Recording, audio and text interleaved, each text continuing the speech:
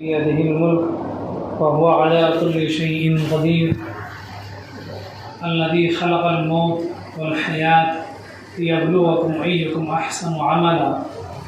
وقال تعالى: إنا أنزلناه في ليلة القدر وما أدراك ما ليلة القدر ليلة القدر خير من 1000 شهر تنزل الملائكة والروح فيها بإذن ربهم من كل أمر سلام هي حتى مطلع الفجر. وقال في سورة الفجر: كلا بل لا تكرمون اليتيم ولا تحاضون على طعام المسكين وتأكلون التراث أكلا لما. صدق الله العلي العظيم. وقال النبي صلى الله تعالى عليه وسلم: من قام في ليلة القدر إيمانا واحتسابا غفر له ما تقدم من ذنبه أو كما قال عليه الصلاة والتسليم. درود شریف. اللهم صل على محمد وعلى آل محمد كما صليت على إبراهيم وعلى آل إبراهيم إنك حميد مجيد. اللهم بارك على محمد وعلى آل محمد كما باركت على إبراهيم وعلى آل إبراهيم إنك حميد مجيد. محترم سامعین کرام، اللہ تبارک و تعالیٰ نے ہم تمام کو رمضان کی اس رات میں بلکہ پورے رمضان میں مختلف قسم کی عبادتیں کرنے کے اللہ نے توفیق عطا فرمائی ہے، اور اللہ تبارک و تعالیٰ نے اپنے کلام پاک کے اندر ایمان والوں سے الگ الگ جگہوں میں بہت سارے فرائض کا ذکر فرمایا. جو تراویح ہم نے آج رات پڑھی ہے اس میں 29 اور 30واں 2 پارے پڑھے گئے. ان میں سے سورہ تبارک الذی سورہ ملک پہلا سورہ پہلی رکعت میں ہوا. اس میں اللہ تبارک و تعالیٰ بتا رہے ہیں، حدیث پاک میں موجود ہے کہ یہ وہ اتنا برکت والا سورہ ہے. نبی علیہ الصلوۃ والتسلیم نے فرمایا کہ میری چاہت ہے، میری خواہش ہے، میری ارمان ہے، میری پسند ہے کہ میرے ہر امتی کے دل کے اندر یہ سورہ موجود ہو. دل کے اندر سورہ موجود ہو، اس کا مطلب یہ ہے کہ ہر انسان کو یہ سورہ پوری طرح سے بغیر دیکھے پڑھ سکے. آپ اندازہ لگائیں، جس چیز کی چاہت اللہ کے رسول صلی اللہ تعالیٰ علیہ وسلم کر رہے ہیں اس کے اندر کوئی نہ کوئی تو راز ہے. آخر ایسی کیا چیز ہے؟ قرآن کریم کے 2 صورتیں ایسی ہیں جن کے بارے میں نبی علیہ السلام نے فرمایا میرا دل چاہتا ہے کہ ہر ایمان والے کے دل کے اندر یہ سورہ موجود ہو. ان میں سے سورہ یاسین اور سورہ ملک، یہ 2 صورتیں ایسی ہیں جن کے بارے میں فرمایا کہ میرے ہر مسلمان کے دل میں، ہر ایمان والے کے دل کے اندر یہ سورہ موجود ہو. کیوں؟ اس لیے کہ یہ سورہ دیکھنے کے لیے سورہ ہے. حقیقت میں اتنی بڑی طاقت ہے اس سورے کے اندر. حدیث پاک میں نبی علیہ الصلوۃ والتسلیم نے ارشاد فرمایا جب کسی کا انتقال ہو جائے اور وہ اپنی دنیا کے اندر اس سورے کو لگاتار پڑھتا رہے، ہر رات وہ پڑھتا رہے، حدیث پاک میں موجود ہے کہ سونے سے پہلے کا جو طریقہ ہے وہ طریقہ یہ ہے کہ انسان سونے سے پہلے اگر سہولت ہے تو وضو کرے، اگر طاقت سہولت نہیں ہے تو بغیر وضو کے بھی اس سورے کو پڑھ سکتے ہیں. قرآن کو ہاتھ لگانا ہے تو وضو کی ضرورت ہے، لا یمسہ الا المطہرون. قرآن کو ہاتھ لگانے کے لیے وضو کی ضرورت ہے. بغیر ہاتھ لگائے آپ سورہ پڑھتے ہیں اس کے لیے وضو کی ضرورت نہیں. وضو کر لینا اچھا ہے، لیکن بغیر وضو کے آپ جو چاہے سورتیں پڑھ سکتے ہیں. تو اگر یہ سورہ آپ حفظ یاد کر لیں گے، بغیر دیکھے آپ اس سورے کو پڑھ سکتے ہیں تو وضو کی ضرورت نہیں ہے، بغیر وضو کے بھی آپ پڑھ سکتے ہیں. اگر کوئی ہر رات اس سورے کو پڑھتے رہے اور جب بھی ہر انسان کی جو زندگی ہے وہ اس وقت ہونے کے بعد جب انتقال ہو جائے گا، لوگ لے جا کے قبر میں لٹائیں گے، فوراً یہ سورہ بھی میت کے قبر کے کفن کے اندر گھس جائے گا. جب لوگ قبر برابر کر کے باہر نکل آئیں گے، قبرستان سے باہر آئیں گے، فرشتے جب سوالات کریں گے، یہ فرشتے سے کہے گا کہ میں اس کا ساتھی ہوں، میں قبر میں میں ہم رکاب ہوں، میں ساتھی بن چکا ہوں. پھر اس کے بعد وہ فرشتوں سے کہتا ہے کہ تم اس کو کوئی سزا نہیں دے سکتے، اگرچہ یہ گنہگار ضرور ہے، اگر سے دنیا میں غلطیاں ضرور ہو گئی ہیں، اس سے برے کام ہو چکے ہیں، اس سے بڑی بڑی غلطیاں ہو چکی ہیں، لیکن تم اسے عذاب نہیں دے سکتے۔ فرشتوں کو اللہ کا حکم ملا ہے، جاؤ اس میت کی روح کو سزا دو، اسے عذاب مبتلا کر دو، اس پر عذاب مسلط کر دو، اسے تکلیف دو، اسے پریشان کرو، اس لیے کہ وہ دنیا میں اس سے گناہ ہو چکے ہیں۔ لیکن قرآن کریم کا یہ سورہ، جس بندے نے اس سورے کو ہر رات پڑھا، زندگی کی ہر رات ہی اس کی سورے کے ساتھ گزر گئی، اس سورے کو پڑھنے کے لیے زیادہ سے زیادہ 5 منٹ لگ جائیں گے۔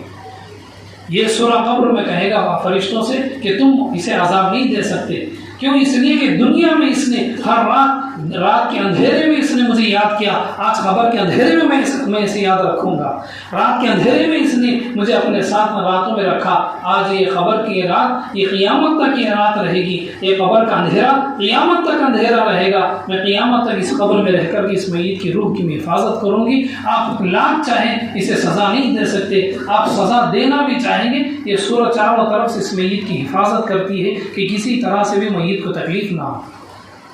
تو اسی لیے اللہ کے نبی علیہ الصلوۃ والتسلیم نے فرمایا، میرا دل چاہتا ہے کہ ہر ایمان والے کے دل کے اندر یہ سورہ موجود ہو۔ کیوں؟ اس لیے کہ ایک انسان کی زندگی 50 سال، 60 سال، 70 سال، کسی کا نصیبہ ہے تو 100 سال پہنچ جائے، اور 100 سال کی زندگی بھی کیا ہوگی؟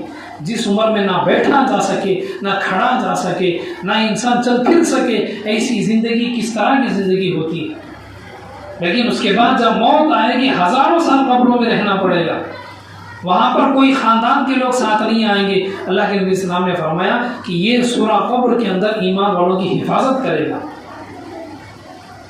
اور پھر دوسری حدیث ہے جس میں نبی اکرم صلی اللہ تعالیٰ علیہ وسلم نے ارشاد فرمایا کہ سورہ ملک، سورہ تبارک الذی، اگر اللہ تعالیٰ نے کسی ایمان والے کے گناہوں کی وجہ سے، اس کی نافرمانیوں کی وجہ سے، اس کی دنیا کی زندگی کی حرام کاریوں کی وجہ سے، اس کی گندی حرکتوں کی وجہ سے، اس کے برے کام کی وجہ سے اللہ تعالیٰ سے جہنم میں ڈال دیں گی، یہ سورہ اللہ کے ساتھ جھگڑے گا، اللہ کے دربار میں بار بار وہ اختلاف کرے گا، اللہ کے دربار میں بار بار مطالبہ کرے گا کہ اس بندے نے دنیا میں مجھے ہر رات یاد کیا ہے، جس نے مجھے دنیا میں خیال کیا، میں اسے جہنم میں کیسے جانے دوں؟ پھر اس کے بعد اللہ تعالیٰ اسے کہہ دیں گے اس سورے کو، جاؤ، جس نے تمہیں دنیا کی زندگی میں راتوں میں پڑھا، تم انہیں جہنم سے نکال دو۔ یہ سورت ایک انسانی روپ میں آئے گی، ایک خوبصورت انسانی شکل و صورت میں آ کر کے دوزخ میں جا کر کے جتنے مسلمانوں نے اس سورے کو راتوں میں پڑھا تھا، ان سب کو جہنم سے نکال کر کے وہ جنت میں یہ سورت پہنچا دی۔ آج اگر کسی آدمی کو جیل کی سزا مل جائے، 2 سال کی جیل کی سزا مل جائے، 7 سال کی جیل کی سزا مل جائے، اس کے ماں باپ بھی روئیں گے، اس کی بیوی بچے بھی روئیں گے، اس کے گھر والے روئیں گے، اس کے دوست یاد کر کر کے دکھ کریں گے، افسوس کریں گے، ہمارا آدمی جیل میں چلا گیا، اس کی بیوی اور اس کی گھر کی عورتیں روئیں گی۔ جہنم یہ اللہ کا قید خانہ ہے، اللہ کا بنایا ہوا جیل خانہ ہے، جہاں جانے کے بعد کوئی باہر نہیں نکال سکتا۔ اللہ کے نبی علیہ السلام نے فرمایا یہ وہ صورت ہے جو جہنم سے مسلمانوں کو باہر نکالے گی، جنہوں نے اسے دنیا میں ہر رات میں پڑھا ہے۔ اس لیے راتوں میں ہمیں چاہیے کہ سورہ کو اتنا پڑھیں کہ پڑھتے پڑھتے یہ صورت ہمیں بالکل حفظ یاد ہو جائے۔ تو کتنی بڑی بات ہے، اگر کسی انسان کو جیل کی سزا ہو جائے، 7 سال کی سزا ہو جائے، اور اگر کوئی جا کر کے اسے 2 دن میں باہر نکال کر کے آ جائے، کیا خوشی ہوگی گھر والوں کی، اس کے بچوں کی کیا خوشی ہوگی، اس گھر کی ماں بہنوں کی کیا خوشی ہوگی کہ ہمارے آدمی کو 7 سال تک جیل سے باہر آنے کی اجازت نہیں، صرف 2 دن میں باہر آ گیا۔ ہنسی خوشی ہمارے ساتھ گھر کے اندر موجود ہے۔ جو خوشی گھر والوں کی دنیا میں ہوتی ہے اپنے آدمی کو جیل کی سزا ملنے کے بعد باہر نکالنے کی، یہی خوشی جنت میں رہنے والوں کو ہوگی جب ان کے گھر کے آدمی کو یہ سورج جہنم سے باہر لے آئے گی۔ اس لیے اس سورہ کو یاد کرنا چاہیے کہ 29واں پارہ 20واں پارہ کا پہلا سورہ ہے سورہ ملک، سورہ تبارک الذی۔ یہ سورت آج کی تراویح کے پہلی رکعت کی پہلی سورت ہے۔ اس سورہ میں اللہ نے فرمایا الذی خلق الموت، میں نے موت کو پیدا کیا ہے، والحیات، میں نے حیاتی انسانوں کو دی ہے، زندگی دی ہے۔ کیوں دی ہے؟ لِنَبْلُوَكُمْ أَيُّكُمْ أَحْسَنُ عَمَلًا، میں آزمانا چاہتا ہوں، دیکھنا چاہتا ہوں کہ کون سا انسان نیک راستوں میں چلے گا اور کون سا انسان برے کاموں میں چلے گا، بری حرکتیں کرے گا۔ أَيُّكُمْ أَحْسَنُ عَمَلًا، کون حسن یعنی نیک عمل کرنے والے لوگ ہیں۔ یہ زندگی اللہ تعالیٰ دیکھنے کے لیے، زندگی اصل میں ایک طرح کا امتحان ہے، جیسے بچوں کے لیے اسکول اور کالج کے اندر ایک ایگزام ہوتا ہے، وہاں پر پاس اور فیل ہو جاتے ہیں، اسی طرح یہ دنیا کی زندگی اصل میں اللہ کی طرف سے ایک امتحان ہے کہ کون آخرت کے لیے نیک کام کریں گے اور کون گناہوں میں چلے جائیں گے۔ تو اللہ تعالیٰ اس سورہ میں بتانا چاہ رہے ہیں، ہم نے جو نماز پڑھی، نماز میں جو سورہ پڑھا گیا، جو آپ نے سورہ سنا، اس سورہ کا معنی یہی ہے کہ اللہ تعالیٰ بتانا چاہ رہے ہیں کہ تمہاری زندگی کی امتحان ہے، اس دنیا میں رہ کر کے نیک کاموں کی آپ تیاری کریں، آپ نیک کاموں میں بڑھ چڑھ کر کے حصہ لیں۔ پھر اس کے بعد اللہ تبارک و تعالیٰ وہاں پر دنیا کی اللہ کی جو نعمتیں ہیں اس کا ذکر فرما رہے ہیں، وَلَقَدْ زَيَّنَّا السَّمَاءَ الدُّنْيَا بِمَصَابِيحَ، اے لوگوں ہم نے دنیا کے آسمان کو خوبصورت بنا دیا ہے۔ دنیا کے آسمان میں چاند ستارے، چمکتے ہوئے تارے، بالکل رات کے اندھیرے میں بڑا خوبصورت منظر۔ اب چونکہ ہماری اس دنیا میں یہ دھواں بہت زیادہ اوپر جا رہا ہے، فیکٹریوں کا دھواں، گاڑیوں کا دھواں، کاربن اتنا زیادہ اوپر جا چکا ہے کہ آسمان کے تاروں کی چمک بھی کم نظر آ رہی ہے۔ لیکن جب اسی کو دوربین وغیرہ کسی چیز سے دیکھیں تو آسمان کی تارے آپ اتنے خوبصورت چمکتے دھمکتے روشنی کے ساتھ نظر آئیں گے جیسے کہ عورتوں کے کپڑوں کے اوپر بالکل چمکتے ہوئے نظر آتے ہیں۔ رات کی ریٹنگ میں جو کپڑوں کی چمکتی ہے، جو اس میں چمکاہٹ ہوتی ہے، اسی طرح رات کے اندھیرے میں وہ تارے ایک چمکتے ہیں۔ اللہ نے فرمایا وَلَقَدْ زَيَّنَّا السَّمَاءَ الدُّنْيَا بِمَصَابِيحَ، چمکنے والے تارے اور ستاروں کے ذریعے ہم نے آسمان کو خوبصورت بنایا۔ ایک بالکل کالے کپڑے جس کے اندر چمکنے والے پتھر لگائے گئے ہوں، کتنا خوبصورت ہوگا۔ اللہ تعالیٰ بتانا چاہ رہے ہیں کہ ہم نے رات کو یہ خوبصورت، بالکل خوبصورت اوپر ہم نے نقشہ بنا دیا ہے۔ وَجَعَلْنَاهَا رُجُومًا لِلشَّيَاطِينِ وَأَعْتَدْنَا لَهُمْ عَذَابَ السَّعِيرِ۔ پھر اس کے بعد اللہ تعالیٰ وہاں پر جہنم کا ذکر کر رہے ہیں۔ اسی طرح جہنم کا ذکر ہوتے اس میں بہت سخت الفاظ بھی ہیں جہنم کے بارے میں کہ جہنم میں بڑی سخت سزائیں ہیں۔ اِذَا أُلْقُوا فِيهَا سَمِعُوا لَهَا شَهِيقًا وَهِيَ تَفُورُ تَكَادُ تَمَيَّزُ مِنَ الْغَيْظِ۔ جہنم اتنا غصہ آئے گا جیسے انسان غصے میں چیخ مارتا ہے۔ جب ماں باپ کو غصہ آ جائے، جب بچوں کو غصہ آ جائے تو غصے میں چیختے ہیں، ہاتھ پاؤں ہلاتے ہیں۔ اسی طرح دوزخ کو بھی غصہ آ جائے گا، غصے سے وہ بہت بڑی سخت آوازیں نکالے گی کہ نافرمانوں کو میرے اندر بھیجے، ان کو جلانا ہے، ان کو سزائیں دینا ہے۔ تو اللہ تعالیٰ بتانا چاہ رہے ہیں جیسے بھوکا شیر کو 2-4 دن جب بھوکا رکھیں، 8 دن بھوکا رکھیں، جب اس کے سامنے کسی انسان کو ڈال دیں تو شیر کیسے اسے چیر پھاڑ کر کے کھائے گا۔ یہی انداز ہے جہنم کا۔ اللہ تعالیٰ جہنم کو قیامت کے میدان میں ایک جانور کی شکل میں لے کر آئیں گے، اور وہ جانور اتنا طاقتور جانور کے روپ میں اللہ تعالیٰ اسے لے کر آئیں گے اسے کنٹرول کرنے کے لیے۔ جیسے قربانی کے وقت میں آپ نے دیکھا ہوگا کہ جو طاقتور جانور ہوتا ہے قربانی کا، اسے بہت سے لوگ اس کی رسی کو 2-2 رسیاں، 1-1 رسیاں پکڑ لیتے ہیں، سینگ پکڑ لیتے ہیں، لیکن لوگوں کو پھر وہ ڈھکیلتے ہوئے بھاگ جاتے ہیں۔ اسی طرح جہنم کو ایک جانور کی شکل میں اللہ لے کر آئیں گے جس کے گلے میں بہت ساری رسیاں ہوں گی، 1-1 رسی کو 70,000 فرشتے پکڑ کر کے اسے کھینچیں گے، لیکن وہ زبردستی پھر بھی سامنے ہی آتی چلی جائے گی۔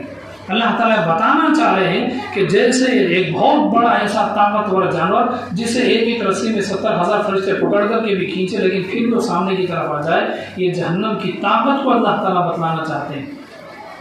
تو اس دوزخ کو یاد کر کے ہمیں اللہ سے اپنے گناہوں کی معافی مانگنا چاہیے۔ اپنی دعا میں جیسے ہم دعا مانگتے ہیں تو مصیبت سے بچنے کی دعا مانگتے ہیں، بیماری کے دور ہونے کی دعا مانگتے ہیں، تکلیفوں کے ختم ہونے کی دعا مانگتے ہیں، ایسی ہی ہمیں دوزخ ایک تکلیف دینے کی جگہ، اس دوزخ سے تکلیف کی چیزوں سے بچنے کی دعا بھی ہمیں مانگنا چاہیے۔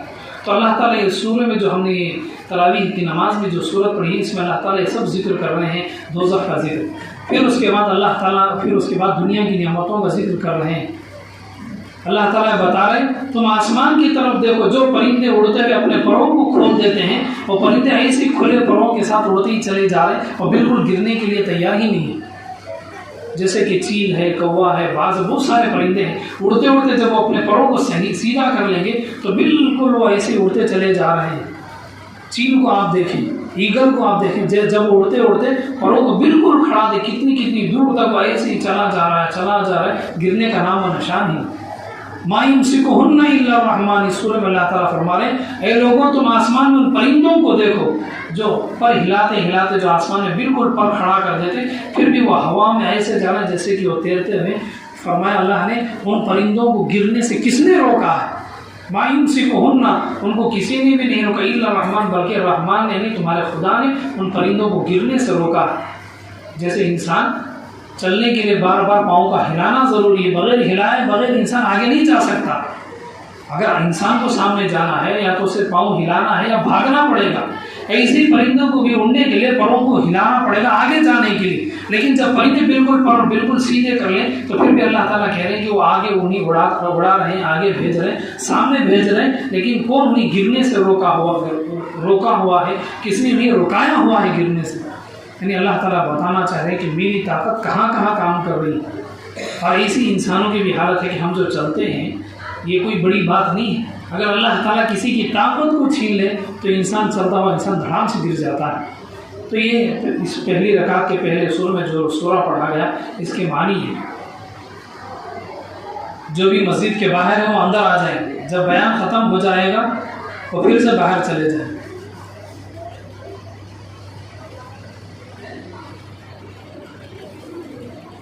جو بھی مسجد کے باہر ہے مسجد کے اندر آ جائیں، جب بیان مکمل ہو جائے تب باہر چلے جائیں، جو بھی کرنا ہے وہ کر لیں۔ درود شریف اللہم صلی علی سیدنا محمد مولانا محمد مبارک وسلم۔ اور پھر سورہ فجر بھی تراویح کی نماز میں تلاوت کی گئی۔ اس سورہ کے اندر اللہ نے فرمایا کلا بل لا تکرمون الیتیم، اے لوگوں تم یتیموں کی عزت کیوں نہیں کرتے ہو؟ تم ایک دوسرے کے اندر یتیموں کی عزت کرنے کا طریقہ سکھاؤ۔ جو یتیم بچے وغیرہ ہوتے ہیں ان پر رحم کرنا، ان کی عزت کرنا، اللہ نے اس کا ذکر فرمایا۔ قرآن کریم کے سورہ نساء میں اللہ نے فرمایا جو لوگ یتیم کا مال کھا جاتے ہیں حقیقت میں دوزخ کی آگ کھا رہے ہیں۔ قیامت کے میدان میں لوگ خیر کریں گے، جب ہمیں خیر ہو جائے تو پیٹ کے اندر سے پانی باہر آئے گا، پیٹ کے اندر سے کھانا غذا باہر نکل آئے گی۔ لیکن قیامت میں جب لوگ خیر کریں گے ان کے پیٹ سے کھانا پانی نہیں، آگ باہر نکلیں گے، انگارے باہر نکلیں گے، اور وہ پریشان ہو جائیں گے کہ ہمارے پیٹ کے اندر آگ کہاں سے آ گئی۔ قرآن کریم میں اللہ نے فرمایا جو لوگ یتیموں کا مال کھاتے ہیں وہ اصل میں آگ کو کھا رہے ہیں۔ اللہ تعالیٰ قیامت کے دن کے پیٹ کے اندر سے آگ نکالیں گے۔ آج دنیا میں اپنا بھتیجا یتیم ہوگا، اپنا بھانجا یتیم ہو گیا، جو کوئی بھی یتیم ہوگا، یتیم کی جگہ، یتیم کی زمین، یتیم کا مال لوگ کھا جاتے ہیں، اور قیامت کے دن یہی مال ان کے پیٹ کے اندر اللہ تعالیٰ آگ بنا دیں گے۔ پیٹ میں کیا حرارت آ گئی، پیٹ میں کیا درد آ گیا، کیا گرمی ہو گئی کہ لوگ پیٹ کی حرارت سے پریشان ہو جاتے ہیں۔ اس لیے اپنے خاندانوں میں جو یتیم بچے وغیرہ ہوتے ہیں ان کا ہمیں خیال رکھنا چاہیے۔ اگر ان کا مال کسی وجہ سے ہمارے ہاتھ میں آ جائے تو اسے قبضہ نہ کریں، اسے نہ کھائیں۔ وَتَأْكُلُونَ التُّرَاثَ أَكْلًا لَمًّا، پھر اس کے بعد آگے اللہ نے فرمایا کہ تم غریب لوگوں کو کھانا کھلانے کی ترغیب دیں، ضرورت مندوں کو کھانا کھلائیں۔ کھانا کھلانا کی نیکی کا کام ہے، لیکن اللہ تعالیٰ پر یہ بتانا چاہ رہے ہیں کہ جو ضرورت مند لوگ ہیں آپ ان لوگوں کو کھانا کھلائیں۔ ایک پیٹ بھرا ہوا انسان ہے، آپ اس کو بریانی بھی کھلا دیں گے، وہ نہ تو آپ کی تعریف کرے گا بلکہ اس کا مذاق اڑائے گا کہ اس کے اندر وہ کم ہے، اس کے اندر فلاں فلاں ہے، فلاں فلاں ہے۔ لیکن وہی آپ ایک پریشان حال آدمی کی مدد کریں گے، اسے آپ کھلائیں گے، اس کی دل سے دعا آپ کو لگے گی۔ اللہ تعالیٰ یہاں پر یہی بتانا چاہتے ہیں کہ جو پریشان حال لوگ ہیں، جو مصیبت زدہ لوگ ہیں، آپ ان کو کھانا کھلائیں، آپ ان کی مدد کریں۔ اور حدیث پاک میں موجود ہے جب کوئی لوگ دعوت کا انتظام کریں تو دعوت کھانے کے بعد اس کی دعا ہوتی ہے اللہم اطعم من اطعمنی واسقی من سقانی، اے اللہ تو ان لوگوں کو کھلا جن لوگوں نے ہمیں دعوت کھلائی ہے، اے اللہ آپ ان لوگوں کو پلائیے جس نے ہمیں پینے کی چیزوں کا استعمال کیا ہے۔ ہم دعوت کھانے کے بعد کس کو کیا دعا دیں گے؟ دعوت کھانے سے پہلے بسم اللہ بھول جاتے ہیں۔ کتنے لوگ دعا پڑھتے ہیں دعوت کھانے سے پہلے؟ دعوت کھلانے والے کو کون دعا دے گا آج کے زمانے میں؟ شادیوں میں جائیں گے، ولیمے میں جائیں گے، کتنے پروگراموں میں جائیں گے، کہاں دعوت کھائیں گے، کون دعوت کھلانے والے کو دعا دے گا؟ لیکن اللہ کے نبی علیہ الصلوۃ والتسلیم نے فرمایا جب تمہیں کوئی دعوت دے، دعوت کا مطلب صرف کھانا نہیں ہے، پینے کی چیزیں بھی۔ اس حدیث پاک میں جو دعائیں بتلائی گئی اللہم اسقی من سقانی، جس نے تمہیں کوئی بھی پینے کی چیزوں کی سہولت بنائی، جیسے رمضان میں لوگ پانی کی سہولتیں بنا دیں، کہ بہت ساری چیزیں ہوتے ہیں پینے کی، جیسے کہ گنجی ہے، بہت سارے لوگ شربت لاتے ہیں اور رمضان میں بانٹ دیتے ہیں روزہ داروں کے لیے، بہت ساری چیزیں۔ تو جو بھی ہمیں کچھ پلاتے ہیں انہیں دعا دینے کا طریقہ، اگر آپ عربی نہیں پڑھ سکتے تو اردو میں بھی آپ کہہ سکتے ہیں اللہ جو ہمیں کھلا رہے ہیں آپ نہیں کھلائیں۔ اللہ جو کچھ ہمارے لیے یہاں پر رمضان میں یا جو کچھ یہاں کہیں بھی پینے کا انتظام کرے، اللہ آپ ان کے گھروں میں روزی روٹی کو بڑھا۔ یہ دعا دینے کا طریقہ ہے۔ دعا کون دے آج ایک دوسرے کو گالی نہ دے تو بہت بڑی بات ہے۔ لوگوں کی دعوت بھی کھائیں گے اور اسے گالی بھی کھلانے جائیں گے، ایسا نہیں ہونا چاہیے۔ حدیث پاک میں جو تعلیم ہمیں دی جا رہی ہے کہ ہم کسی کی دعوت کھانے کے بعد دعوت کھلانے والوں کو ہم دعا دیں، اس کے حق میں دعا کریں کہ اللہ تو اس نے ہمیں کھلایا، آپ اسے اس کے اولاد اس کی نسلوں کو کھلائیں۔ تو بہرحال ضرورت مندوں کے لیے اللہ نے فرمایا کہ جو غریب قسم کے لوگ ہیں، پریشان حال لوگ ہیں، آپ انہیں ضرور کھلائیں۔ وَتُحِبُّونَ الْمَالَ حُبًّا جَمًّا، اے لوگوں اپنے مال کا تم صدقہ نکالو، زکوٰۃ نکالو، مال سے محبت نہ کرو۔ مال کی محبت کو کم کرنے کے لیے، اس کی محبت کو مٹانے کے لیے اللہ تعالیٰ نے صدقہ دینے کا حکم فرمایا، خیرات دینے کا حکم فرمایا، زکوٰۃ دینے کا حکم فرمایا، اپنی اور اپنی جان اپنے مال بچوں کا صدقہ دینے کا حکم فرمایا۔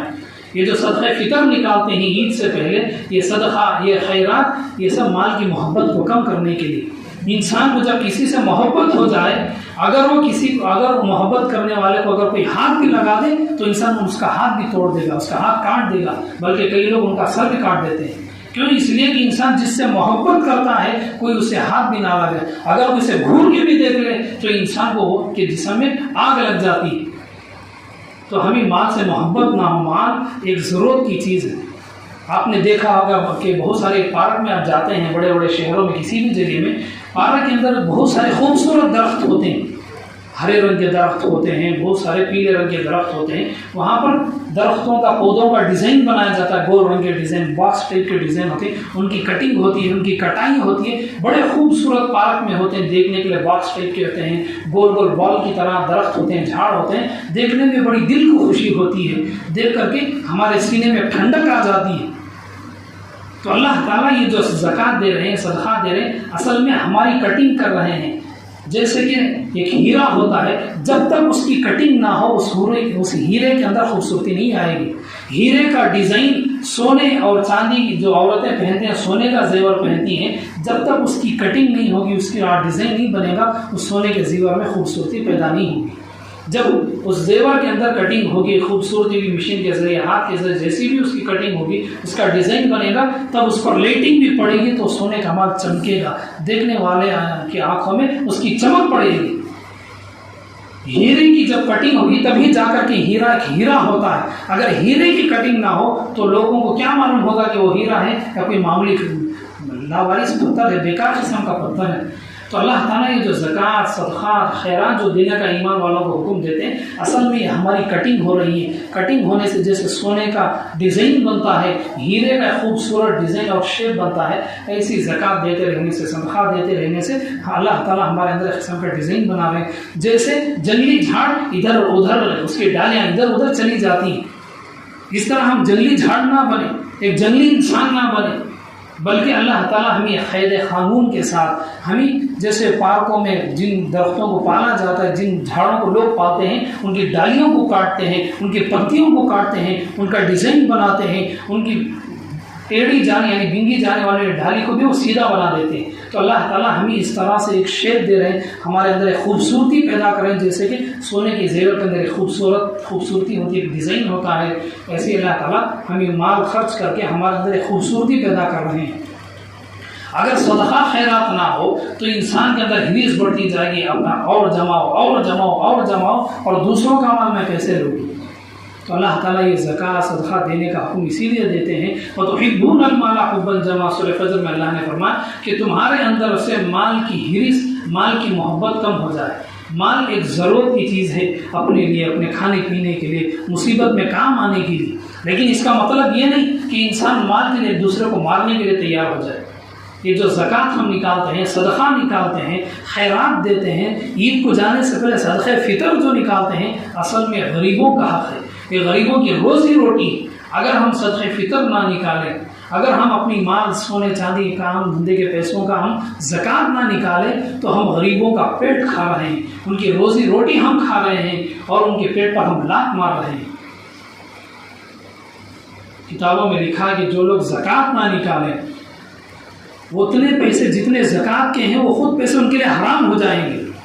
مثال کے طور پر آپ کے پاس جتنے پیسے، اگر 24-25 ہزار میں آپ کے پاس ہے، آپ کے اوپر زکوٰۃ فرض ہوگی۔ اگر گھر کی عورتوں کے پاس جو سونے کا زیور ہے، اگر اس کی پوری قیمت ملائیں گے، ان کے پاس اگر 20 ہزار کا 10 ہزار کا بھی سونا کچھ پیسے سب ملائیں گے، 24-25 ہزار کا ہے، عورت کے اوپر زکوٰۃ فرض ہوگی۔ ہم یہاں پہ رہتے ہیں، یہاں کا حساب و کتاب ہوگا، بڑے شہروں کا حساب و کتاب نہیں ہوگا۔ اگر آپ اس گاؤں کے اندر سونا بیچنے جائیں گے، اس کی قیمت کم ہوگی، لیکن یہی سونا بڑے شہروں کے اندر بیچنے جائیں گے، اس کی قیمت اور زیادہ ملے گی۔ لیکن ہم یہاں کا حساب و کتاب لگائیں گے، ہم ہندوستان میں ہم یہاں کے لحاظ سے عید کریں گے۔ تو بہرحال زکوٰۃ، خیرات، اللہ تعالیٰ اس کے بارے میں بتا رہے ہیں کہ ہم اگر مال کی محبت نہ ہو، ہم صدقات بھی دیں، خیرات بھی دیں، ہم اپنی مال کی زکوٰۃ بھی نکالیں۔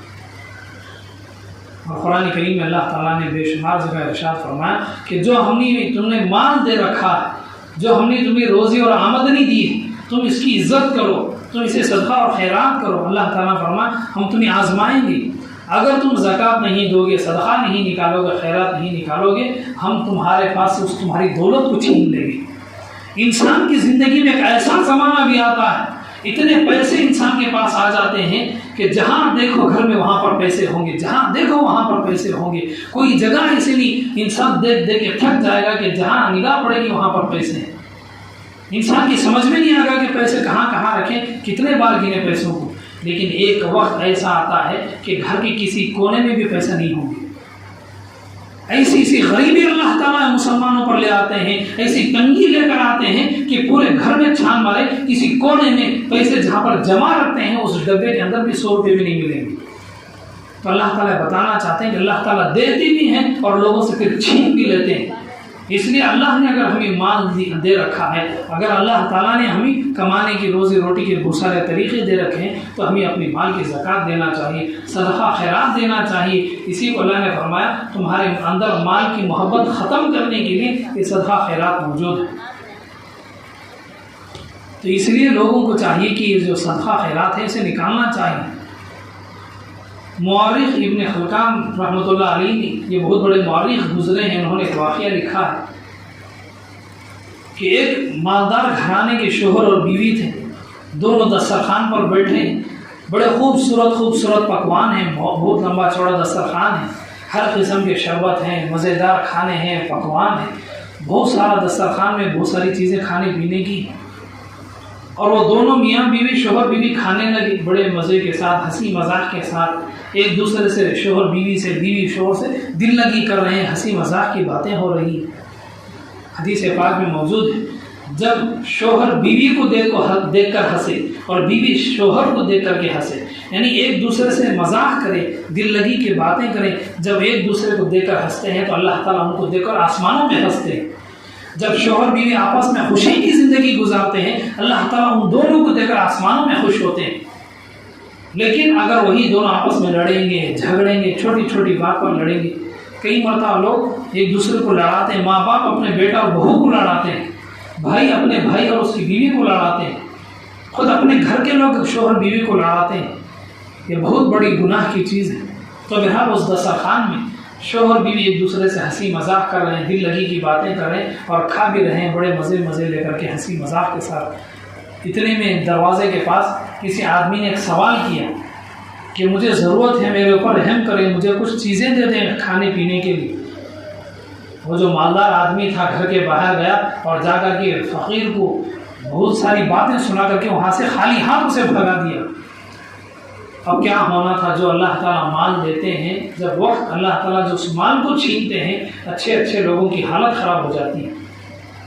پھر کچھ وقت گزرا، کچھ ہی سال گزرے، کاروبار میں نقصان ہوتا گیا، اتنی غریبی کی حالت ہو گئی کہ مجبوری میں اس مرد نے اپنی بیوی کو طلاق دے دی، بیوی چلی گئی۔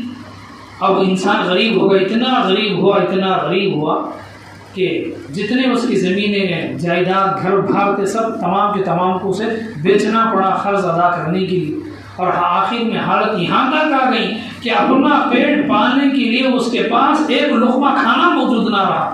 جس نے بھوکے انسان کو خالی ہاتھ بھگا دیا، اللہ نے اس کے نصیبے سے ایک لقمہ غذا کو بھی ختم کر دیا۔ اب مجبور ہو کے لوگوں کے سامنے بھیک مانگنا شروع کر دیا۔ اسی لیے اللہ نے فرمایا وَإِذْ تَعَذَّنَ رَبُّكُمْ لَئِن شَكَرْتُمْ لَأَزِيدَنَّكُمْ، اگر تم اللہ کا شکر ادا کرو گے تو اللہ تعالیٰ تمہارے مال کو زیادہ کریں گے. وَلَئِن كَفَرْتُمْ، اگر تم کفر کرو گے، کفر یعنی مال مل گیا، دولت مل گئی، اگر تم صدقہ خیرات نہیں دو گے، ان عذابی لشدید، پھر میں تمہیں عذاب دوں گا. اللہ تعالیٰ کہتے ہیں کہ میں تمہیں سزائیں دوں گا. اسی لیے جب اللہ نے ہمیں آمدنی دی، ہم کما رہے ہیں، جما رہے ہیں، تو ہم اس کا صدقہ نکالیں، اس میں سے خیرات نکالیں. کہیں ایسا نہ ہو کہ اللہ کی طرف سے ہمارے مال کے اوپر ایک مصیبت آ جائے. اور وہ جو مالدار آدمی تھا اس کے اوپر اتنی پریشانی آ گئی کہ لوگوں سے بھیک مانگتے مانگتے وہ گزرنے لگا، اور کچھ سال ایسے اس کے بھیک مانگنے میں گزر گیا. اللہ تعالیٰ ہمارے اور سب کی ایسی حالت سے حفاظت فرمائے. آمین تو کہیں، کہیں نیند تو نہیں آ رہی آپ لوگوں کو؟ اللہ تعالیٰ اس کی حالت سے ہماری حفاظت فرمائے. وہ جو مالدار آدمی تھا بھکاری بن گیا، بھیک مانگتے مانگتے ایک دروازے پر پہنچا، تو اس گھر کے اندر بالکل اسی طرح ایک دسترخوان لگا ہوا ہے، وہاں پر بہت سارے پکوان ہیں، بہت ساری شربتیں ہیں، وہاں پر اسی طرح بالکل شوہر بیوی ہنسی مذاق کے ساتھ وہاں پر دل لگی کی باتیں کریں اور وہ کھا بھی رہیں. دروازے پر فقیر نے سوال کیا کہ مجھے کھانا چاہیے، مجھے روزی روٹی چاہیے، آپ میرے حوالے کچھ کر دیں.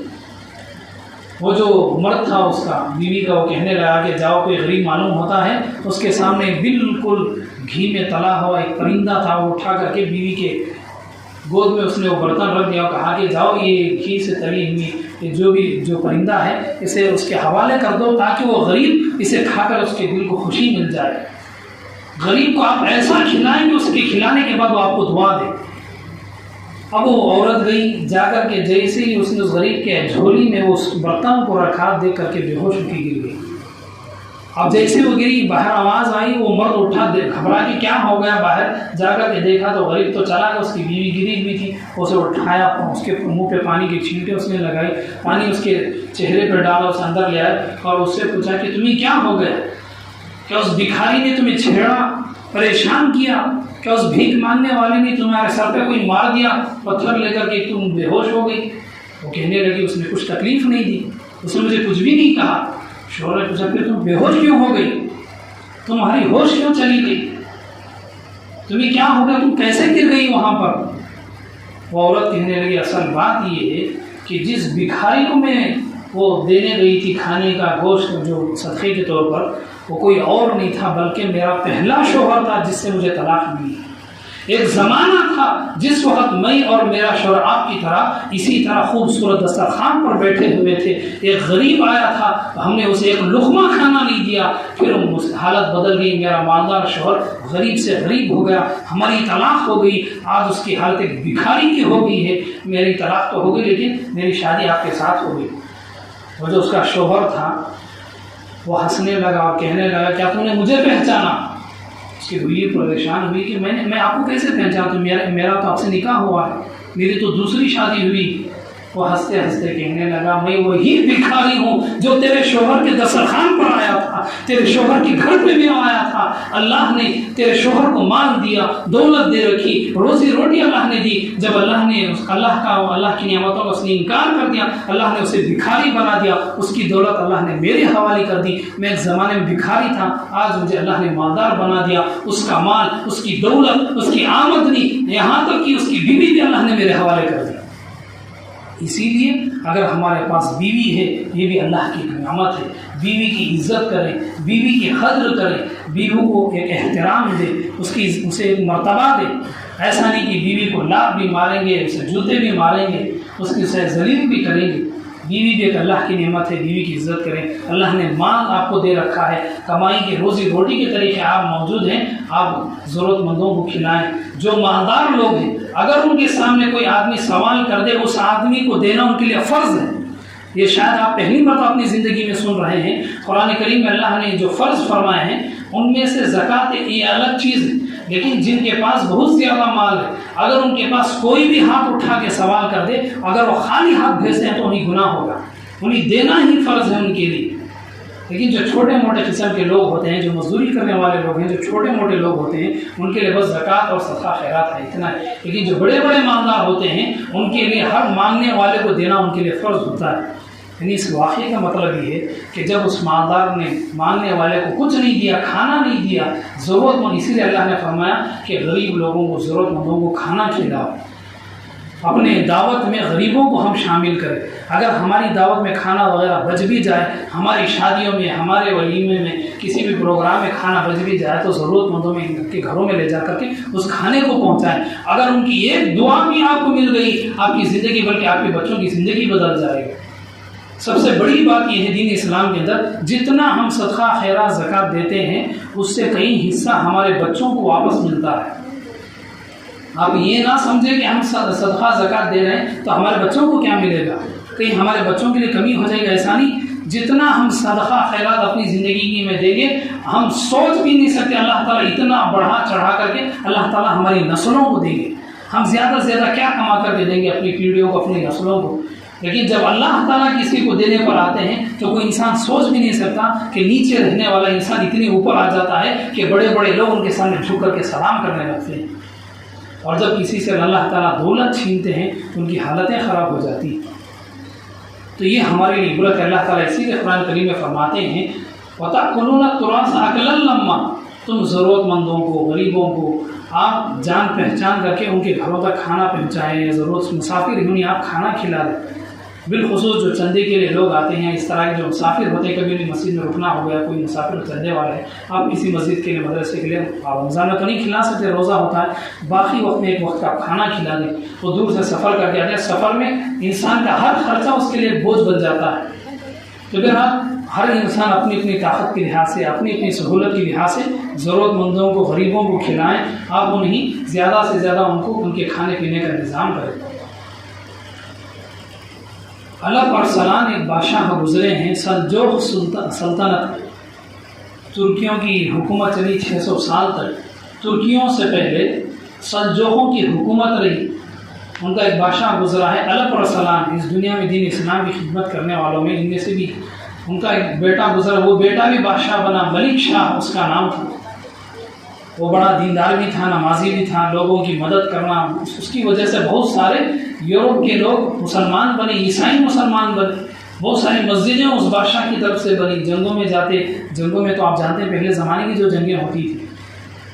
اب ایک مرتبہ بادشاہ شکار کو چلا گیا، شکار کر، اب چونکہ وہ یورپ کا علاقہ تھا، ہماری طرح وہاں پر گرمی نہیں ہوتی، جب ٹھنڈا موسم ہوتا ہے تو وہاں پر آسمان سے برف گرتی ہے، ہاں تو شبنم گرتی ہے، اوس گرتی ہے، وہاں پر برف گرتی ہے، سارے راستے برف پیلے ہو جاتے ہیں، سفید رنگ کے ہو جاتے ہیں، سارے جنگل سفید ہو جاتے ہیں، درختوں کے اوپر ہرا رنگ نہیں بلکہ سفید رنگ ہو جاتا ہے، اتنی زیادہ برف وہاں پر گرتی ہے۔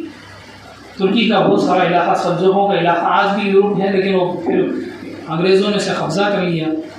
تو بہرحال بادشاہ شکار پہ چلا گیا، شکار کرنے کے بعد جب بادشاہ تھک گیا تو ایک دریا کے کنارے اس کے سپاہی نے ٹینٹ لگایا، پنڈال لگایا۔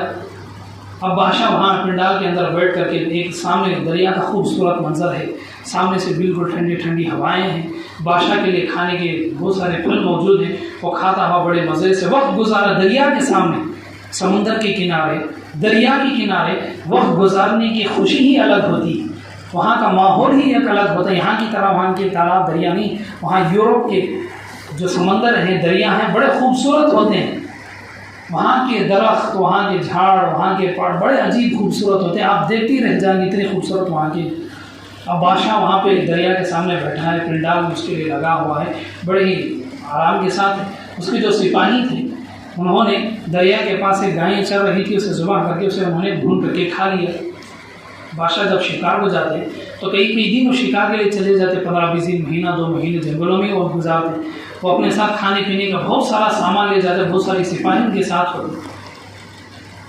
اب جو گائے ان کی سپاہیوں نے ذبح کر کے اسے جل بھنا کر کے انہوں نے کھا لیا، کباب بنا کے کھا لیا۔ اصل میں وہ گائے تھی ایک بیوہ عورت کی گائے تھی، اور وہ جو بیوہ عورت کو معلوم ہوا کہ بادشاہ کے سپاہیوں نے اس کی گائے کو وہ لوگ کھا چکے ہیں۔ اب وہ عورت جا کے دریا کے پاس ایک پل تھا، پل یعنی دریا کے اوپر سے جو برج تھا دریا کو پار کرنے کے لیے، دریا کے اس طرف جانے کے لیے اس برج پر سے ہر حال میں جانا ضروری تھا۔ وہ عورت، بیوہ عورت جا کر کے اس برج کے اوپر بیٹھ گئی، جو دریا کے اوپر ایک کنارے سے دوسرے کنارے پر پار کرنے کے لیے جو برج لگا ہوا تھا۔ بادشاہ کا جیسے ہی سب کچھ کام شکار ہو گیا، بادشاہ اپنے سپاہی کے ساتھ جب واپس آنے لگا تو اس برج کے اوپر، اس پل کے اوپر، دریا کے اوپر جو برج تھا اس کے اوپر اس عورت نے فوراً بھاگ کر کے بادشاہ کے گھوڑے کی لگام پکڑ لی۔ سب لوگ پریشان کہ عورت بالکل خاموش بیٹھی ہوئی تھی، اچانک سے گھس کر کے اس نے بادشاہ کے گھوڑے کی لگام پکڑ لی۔ سپاہیوں نے فوراً تلوار نکالی ختم کرنے کے لیے۔ بادشاہ نے اشارہ دے دیا کہ خاموش رہو۔ بادشاہ نے اس سے پوچھا کہ اے ماں تمہاری کیا ضرورت ہے، تم میرا راستہ کیوں روک رہی ہو؟ اس پل کے اوپر، اس دریا کے اوپر کے راستے میں کیا ضرورت پیش آ گئی؟ وہ عورت کہنے لگی میں بیوہ خاتون ہوں، میرے یتیم بچے ہیں، میری گھر کے گزارے کا ایک ہی ذریعہ تھا اور وہ تھا ایک گائے تھی، اس کے دودھ سے ہمارا گزارا چل رہا تھا، لیکن تمہارے سپاہیوں نے اسے ذبح کر کے ختم کر کے انہوں نے کھا لیا۔ اب میرے پاس کوئی گزارے کا سامان نہیں، اگر آپ مجھے میری گائے نہیں دیں گے تو جیسے میں نے آج یہاں پر دریا کے اوپر کا جو پل ہے، یعنی راستہ میں نے آج پکڑا ہے، ایسی قیامت کے دن میں پل صراط پر تمہارا گریبان پکڑوں گی۔ بادشاہ کہنے لگا اے میری ماں مجھے معاف کر دے۔ اس کے بعد بادشاہ نے جتنے سپاہی نے حرکت کی سب کو قید کر کے جیل میں ڈال دیا۔ یہ گائے کے بدلے اس ملک شاہ بادشاہ نے 70 گائیں بدلے میں دے دی۔ یہ گائیں تو اصل میں تھی، باقی 60 پر 9 گائیں اس کے لیے ایسی تحفے کے طور پر دے دی۔ وہ جو غریب عورت تھی اس نے ایسا دیا کہ اس کی غریبی ہمیشہ کے لیے ختم ہو گئی، اس کے بچوں کی غریبی ہمیشہ کے لیے ختم ہو گئی۔ اب ایسے وقت گزرتا گیا، کئی سال ہو گئے، بادشاہ کا بھی انتقال ہو گیا۔ آپ اندازہ لگائیں جس بادشاہ کی وجہ سے بہت سارے انگریز مسلمان ہوئے ہیں، عیسائی مسلمان ہوئے ہیں، جس بادشاہ کی وجہ سے بہت ساری مسجدیں بنائی گئی ہوں، جس بادشاہ کی وجہ سے بہت سارے لوگوں کو سہولتیں ملی ہوں، ایک مرتبہ وہ بوڑھی عورت کو یاد آیا کہ ایک زمانے میں بادشاہ نے مجھ پر احسان کیا تھا، ایک گائے کے بدلے بادشاہ نے مجھے اتنی گائیں دی کہ میری غریبی ختم ہو گئی، میرے بچے جو غریب تھے، غریب گھرانے کے تھے، وہ مالداروں میں بدل گئے۔ اور وہ بوڑھی عورت گئی بادشاہ کے قبر پہ کھڑے ہو کے، مزار پہ کھڑے ہو کے اس نے ہاتھ آسمان کی طرف اٹھائے اور اللہ سے دعا کی اے میرے خدا، اس تیرے بندے نے ایک زمانے میں مجھ پر ایسا رحم کھایا، ایسا ترس کھایا کہ میری غریبی ہمیشہ کے لیے ختم ہو گئی، میری تندرستی ہمیشہ کے لیے ختم ہو گئی۔ اے اللہ جیسے اس نے مجھ پہ رحم کیا ہے، اے اللہ اس کی موت کے بعد اس کے قبر پہ کھڑے ہو کے میں آپ کے سامنے اپنی جھولی پھیلا کے دعا مانگ رہی ہوں، اس بوڑھی ماں کی دعا کو قبول کر لے کہ اس بادشاہ کے اوپر آپ بھی رحم کر دے، اس کے لیے جنت کا فیصلہ کر دے۔ اب وہ عورت دعا کر کے واپس چلی آئی۔ اس عورت نے رات میں خواب دیکھا، وہ جو بادشاہ تھا، ملک بادشاہ، خواب میں اس کی زیارت ہوئی۔ بادشاہ کہنے لگا اے بوڑھی ماں، تیری دعا کرنے سے پہلے مجھے اللہ کی طرف سے عذاب ہو رہا تھا۔ یہ تو وہ بادشاہ جس کی وجہ سے بہت سارے مسلمان ہو گئے، بہت ساری مسجدیں آباد ہوئی، لیکن ہر انسان سے غلطیاں ہوتی ہیں، ہر انسان سے گناہ ہو جاتے ہیں۔ اگر اللہ کسی انسان کی غلطیوں کو پکڑنے پر آ جائے تو کوئی انسان بچنے والا نہیں ہے، چاہے ہم کتنے بڑے نمازی بن جائیں، کتنے بڑے حافظ اور عالم بن جائیں، کتنے بڑے حاجی وغیرہ وغیرہ ہم بن جائیں، جب اللہ ہماری غلطیوں کو پکڑ لے کوئی ہمیں بچا نہیں سکتا۔ بادشاہ اس کے خواب میں آ کر کے کہنے لگا اے بوڑھی ماں، اللہ تعالیٰ کی طرف سے میرے پر عذاب ہو رہا تھا قبر کے اندر، جیسے آ کر کے تم نے میرے لیے رحم کی دعا مانگی، اللہ تعالیٰ نے تمہاری دعا کے صدقے میں میرے لیے جنت کا فیصلہ کر دیا۔ کہنے کا مطلب یہ ہے کہ جب آپ کسی کو بھی دیں، ایسا نہیں کہ اس کی دل سے آپ کو دعا نکلے، کسی کو آپ ایسا کھلائیں کہ وہ آپ کو دعا دے، ایسا نہیں کہ ہوٹل میں جو کھانا پارسل کرتے ہیں بالکل ایک آدمی کا ایسے تول کر کے ناپ کر کے آپ دیں گے تو کون آپ کو دعا دے گا؟ اسی لیے زکوٰۃ آپ جو نکالتے ہیں، اگر آپ زکوٰۃ جو بھی دے رہے ہیں، اگر آپ کسی کو آپ نے 500 دے دیے، پھر آپ کسی کو 400 دے دیے، اسی طرح آپ زکوٰۃ کے ٹکڑے ٹکڑے ٹکڑے بنائیں گے، وہ کیا ہوگا؟ کسی کو اس کا پورا فائدہ نہیں ملے گا۔ آپ 20 سال تک بھی زکوٰۃ دیتے رہیں گے، لینے والے دیتے رہیں گے، آپ ایسا دیں گے غریب کی غریبی ختم ہو جائے، جیسے بادشاہ نے اسے ایسا دیا کہ وہ بوڑھی عورت جو بیوہ تھی اس کی غریبی ختم ہو گئی، وہ اور اس کے بچے مالدار ہو گئے۔ ایسی زکوٰۃ ایک اجتماعی عمل ہے، ہم اپنی زکوٰۃ، اپنی بہن بھائیوں کی زکوٰۃ، اپنا صدقہ، اپنے خاندان کا صدقہ، اپنے دوستوں کا صدقہ، ایک گروپ بنا کر کے سارے صدقے ایک جگہ جمع کر کے آپ ہر انسان کو ایک موقع دیں، پھر دوسرا موقع نہیں۔ ان کو پیسوں سے آج کے زمانے میں چھوٹا موٹا کاروبار کرنے کے لیے 15 سے 20 ہزار بھی لگ جاتے ہیں، اسی سے آپ ایک آدمی نئی زندگی شروع کر سکتا ہے. اتنے پیسے کسی کو دے کر کے اس کا چھوٹا موٹا کام دھندا شروع کرنے کے لیے آپ اپنے خاندان کے دوستوں وغیرہ کے پیسے جمع کر کے دیں, پھر اسے دوسرا موقع نہیں ملے گا. ایسے آپ کرتے جائیں گے. 10 آدمیوں کو آپ ایسا کریں گے, 10 میں سے 2-4 آدمی ضرور وہ آگے بڑھ جائیں گے. پھر وہ دوسروں کو ایسی مدد, یعنی زکوٰۃ کا مطلب ہے غریبوں کی غریبی ختم ہونا.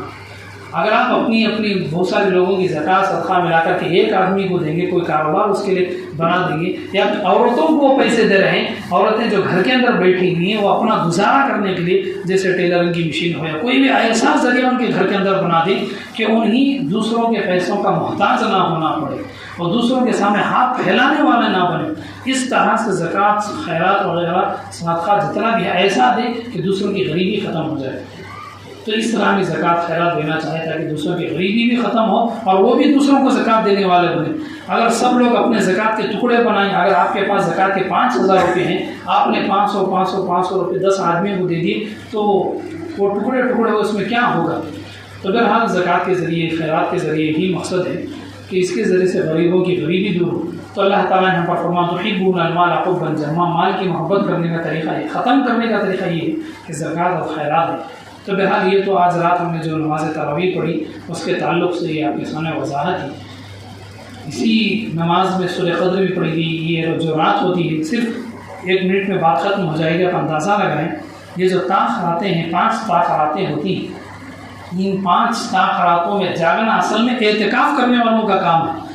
یہ 5 راتیں جاگ کر کے وہ شب قدر کو حاصل کرنا ان کا مقصد ہے. لیکن باقی لوگوں کے لیے بعد میں آنے والے بزرگان دین والے اکرام نے 27ویں رات کو جاگنے کا حکم فرما دیا, ایک ماحول بنا دیا تاکہ اگر ہم 20 سال 25 سال 50 سال جتنے بھی سال تک ہم ایسی عبادت کرتے رہیں گے, کسی نہ کسی وقت 1-2 راتیں بھی ہمیں شب قدر کی مل گئی, ایک رات شب قدر کی عبادت کی ہم کریں گے تو ایک رات جاگنے کی وجہ سے 1000 مہینے یعنی 80 سے 83 سال عبادت کا ثواب ملے گا.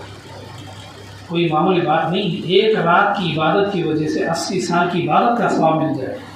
اگر کسی کو کسی جگہ خزانہ مل جائے, آپ دیکھیں گے کیا حالت ہوگی اس کی.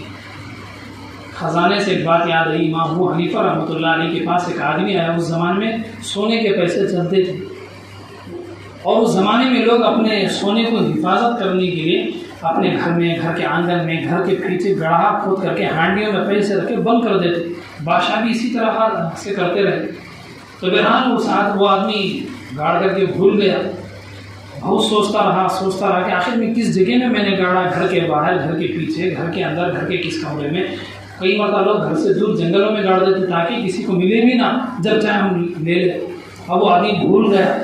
اللہ تعالیٰ بھولنے سے ہماری حفاظت فرمائے. تو وہ آدمی بھول گیا سونا رکھ کر کے. اگر ہمارا زمانہ ہوتا تو ہماری کیا حالت ہوتی, سونا رکھ کر کے بھول جائے. وہ آدمی گئے امام ابو حنیفہ رحمۃ اللہ علیہ سے اور اس سے سوال کیا کہ مجھے آپ ایسا طریقہ بتائیں کہ مجھے اپنا بھولا ہوا سونا یاد آ جائے. امام ابو حنیفہ رحمۃ اللہ علیہ نے فرمایا ایسا کرو کہ تم 40 رکعت نماز پڑھنے شروع کر دو, درمیان میں آپ بالکل بھی نہیں رکو گے. اب ہماری جو نمازیں ہوتی ہیں تراویح کی, 2-2 4-4 رکعت کے بعد کبھی کھٹ جائیں گے, کبھی ادھر دیکھیں گے, کبھی ادھر دیکھیں گے. کچھ لوگ تھوکنے چلے جائیں گے, کلی کرنے چلے جائیں گے, اٹھتے رہیں گے, بیٹھتے رہیں گے, عجیب عجیب حرکتیں کرتے رہیں گے. تو امام ابو حنیفہ رحمۃ اللہ علیہ نے فرمایا کہ بیچ میں آپ جیسی 2-2 رکعت ہوگی فوراً کھڑے ہوں گے اور رکعت باندھیں گے. اس آدمی نے ارادہ کر لیا اور آگے وہ کھڑا ہو گیا نماز پڑھنے کے لیے. ابھی 10 رکعت ہی ہوئے تھے کہ اسے یاد آ گیا کہ میں نے خزانہ کہاں چھپایا. یعنی نماز ایک ایسی چیز ہے کہ نماز, شیطان یہ چاہتا ہے کہ انسان نماز پڑھ کے زیادہ ثواب نہ کمائے. سونا آج نہیں تو کل خرچ ہو جائے گا, انسان اس میں چلا جائے. اسی لیے جب بھی ہم نماز کے لیے کھڑتے ہیں تو پوری دنیا کا حساب و کتاب ہمارے دماغ میں گھومتا ہی رہتا ہے.